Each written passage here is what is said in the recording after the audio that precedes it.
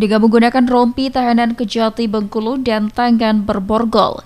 3 tersangka yang baru ditetapkan dalam kasus dugaan korupsi kebocoran PAD Mega Mall dan PT Bengkulu ini digiring menuju tahanan Kejati Bengkulu.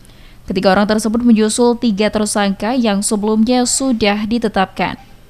Kasih Penyidikan Kejati Bengkulu Danang Prasetyo mengatakan, 3 tersangka ini adalah Heriadi Benggawan selaku Direktur PT Trigadi Benggawan, Satriadi Benggawan selaku Komisaris PT Trigadi Benggawan, dan Chandra D. Putra, mantan pejabat BPN Kota Bengkulu. Danang mengatakan pihaknya masih mendalami untuk mengetahui lebih dalam peran mereka dalam kasus ini.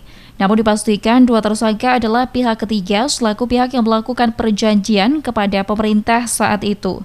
Sedangkan mantan pejabat BPN ditetapkan tersangka karena terkait menyelesaikan lahan tersebut. Danang menambahkan, meskipun sudah 6 orang ditetapkan tersangka dan ditahan, namun tidak menutup kemungkinan masih ada pihak lain yang terlibat dan dapat diseret menjadi tersangka. Selain itu, pihaknya sejak penetapan tersangka pertama sudah melakukan penelusuran aset tersangka sebagai upaya pemulihan kerugian negara yang mencapai 150 miliar rupiah bahkan lebih. Kepada para tersangka ini, penyidik menyangkakan pasal 2 dan atau pasal 3 junto pasal 18 Undang-Undang Tindak Pidana Korupsi junto pasal 55 KUHP. Setelah melakukan pemeriksaan yang panjang tadi, 3 orang kita tetapkan sebagai tersangka karena keterlibatannya terkait dengan Mega Mall dan PTM. Untuk selanjutnya, setelah dilakukan penetapan, kita akan lakukan penahanan pada ketiganya. Kita pisah ya.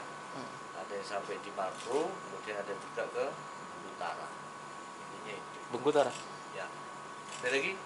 Mas, peran yang tersangka ketiga apa mas ini mas? Apakah selaku kepala BPN Kota atau seperti apa? Bukan kepala, salah satu pejabat di situ. Saat itu ya mas? Ya. Ya. Perannya mas? Perannya ada ketidakbenaran.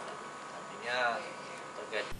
Untuk diketahui, kasus ini bermula dari lahan Mega Mall dan PTM Bengkulu yang beralih status dari hak pengelolaan lahan pada tahun 2004 menjadi sertifikat hak guna bangunan. Kemudian SHGB dipecah menjadi 2, yaitu Mega Mall dan satu lagi untuk pasar tradisional modern. Setelah itu SHGB diagunkan ke bank oleh pihak ketiga, kemudian saat kredit menunggak SHGB kembali diagunkan ke bank lain. Rendra Ditya Gunawan, RBTV melaporkan.